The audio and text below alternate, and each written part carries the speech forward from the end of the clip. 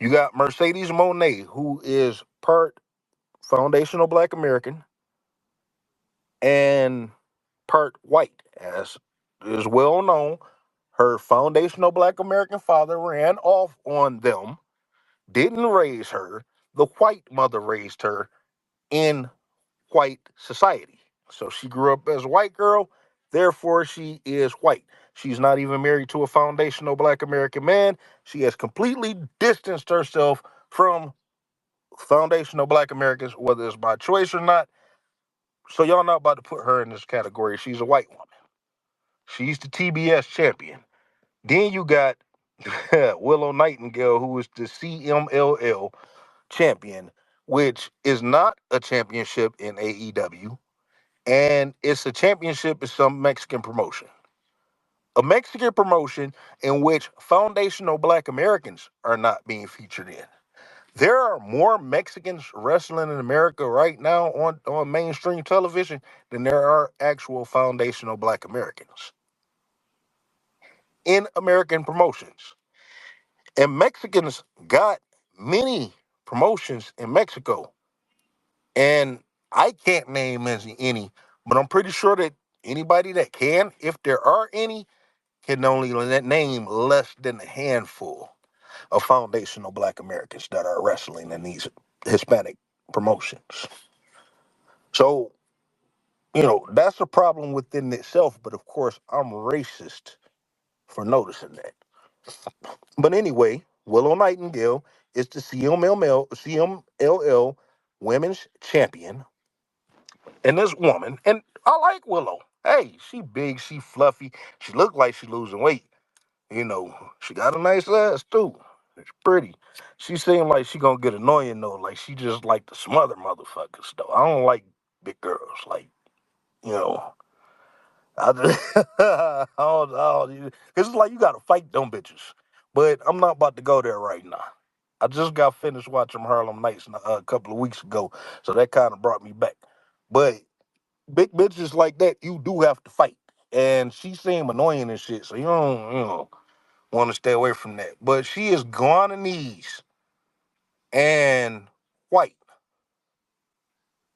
So I don't know where y'all getting this foundational Black American thing from with this woman. That's like Kamala Harris. Kamala Harris is an Asian and a Jamaican. And there's not even a guarantee that she's a black Jamaican. They hid her father well. But her mother is clearly an Indian. And right now she's parading herself around, as she has been over the last couple of years, as a black American woman, just because she possibly looked like your auntie. Cause she looked like my auntie, she act like my auntie. I hope my auntie never hear this, but my auntie was a bitch, and I love her. Don't get me wrong, I love her. It's one of them aunties you ain't got no choice but to tolerate. She ain't never did shit to me. She ain't never did shit wrong to me. She stayed up to date on the Christmases and shit, and she even still get my children, presents and stuff like that. But she is a bitch, and she know that. You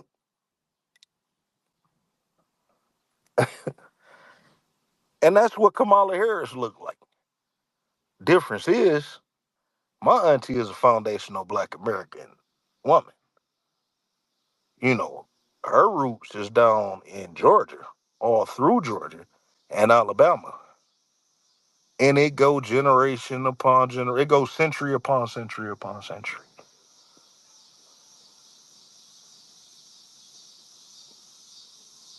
We were here. Indians weren't, excuse me, Indians weren't. Jamaicans weren't. Love y'all. At least the Jamaicans, Black Power. But y'all still, we not the same. I'll be damned if I drink some goddamn peanut juice. And I'm not getting my head dreaded either. It's hard to tell who the fuck is who now with that shit. For real. But let me get back on point. Iguananese and white, and a damn sure white, don't represent me. So Willow Nightingale, y'all can stop trying to call this woman what I'm specifically talking about. Like, foundational Black Americans is what represents me. I don't know a Guananese person. When I walk outside and say hello to my neighbors, or I go, get some tea, or you know, go get some breakfast from here and head out to my morning commute, I don't see no Guananese people where I'm at. I've traveled to multiple states in this country, and I have never seen a Guananese person that I know of. But I've never seen them. I don't know shit about the Guananese. I know more about the Jamaican culture than I know about the Guananese culture, but I'm still not Jamaican. I like hey, do y'all. But this bitch is not me. So I'm going to tell y'all for the last time. Willow Nightingale is not included in this conversation. Mercedes Monet is not included in this conversation. That is a white woman. And if you know anything about the history of white women, they are the most deceitful people in the world. They are the most deadly species in the fucking world. They are. And they are the most protected in the world. They may want to fuck you, but technically that's all they want.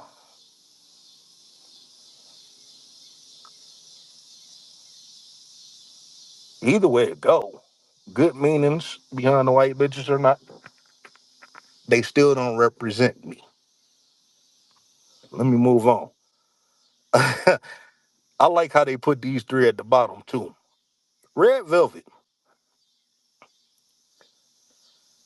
is a Colombian woman. Her father is a boxer. Let me see who this guy is. He was a famous boxer back in the day. He was a famous boxer back in the day, and he is Colombian. I'm looking at this damn picture now. Since I started delineating people, I could see, I could see certain features. It's hard to explain, but there's certain features around eyes and mouths and teeth, and just certain features that certain groups of people just have the same. Like those Indian people got them. A lot of them Indian people got them dots on their fucking head, like that shit.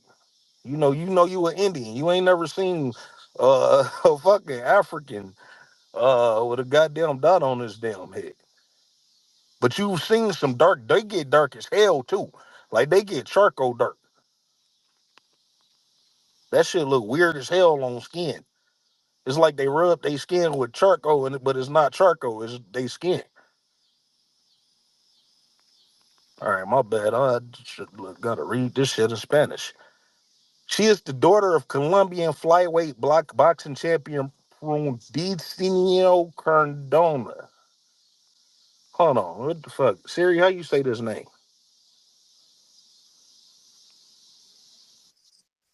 Prudencio Cardona. I was close enough.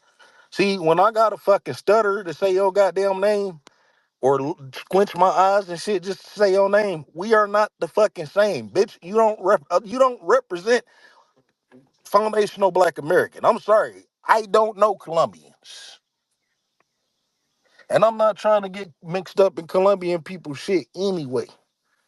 Now I'm cool on that. I'm cool on that. So Colombians don't represent me.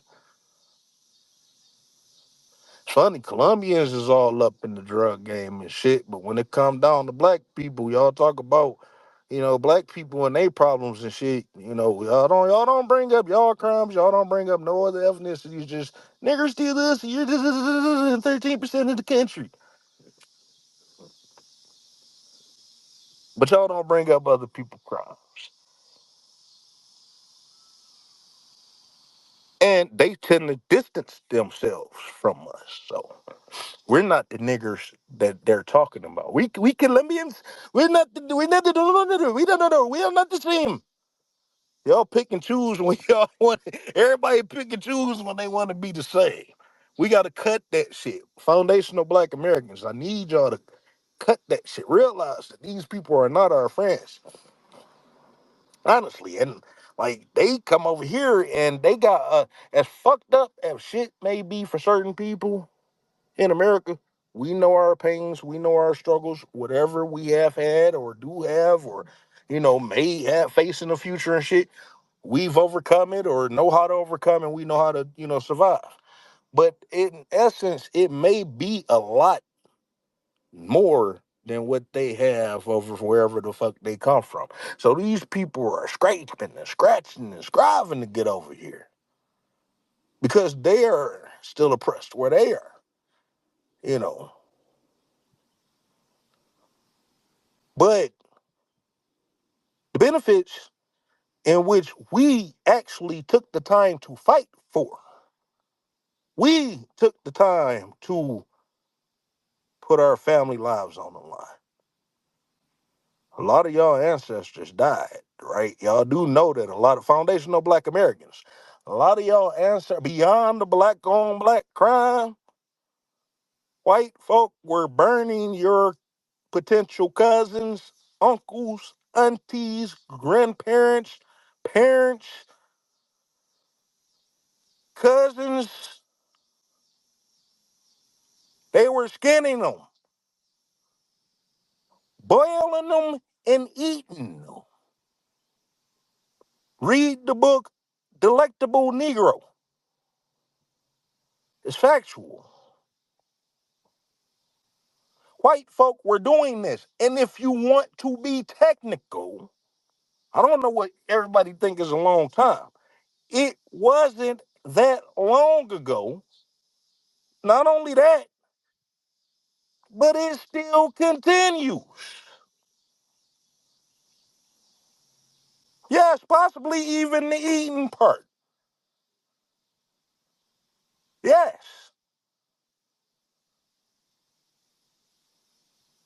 So why are we still trying to be around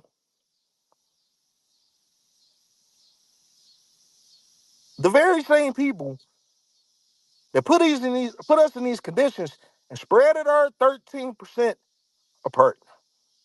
And when we in close amenities, made it to where we hate each other. I'm going far off the point, so I'm going to scale it back. But if you know what I'm talking about, then you know what I'm talking about.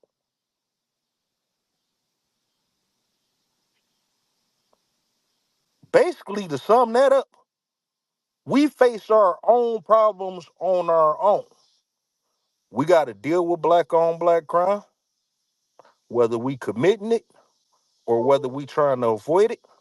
Some of us don't have the powers to fight that shit no more. Back in the day, you could ramble your neighborhood together and get a nigga together. But now everybody constantly moving. It's a new system of white supremacy. Let me stop. Whoa, man. I got to hold another space for that, boy. Y'all about to get me started. But it's still happening. Let me get back to the Rasslin aspect of it. A Colombian will not let us represent them in anything. A Colombian will not let us represent them in anything.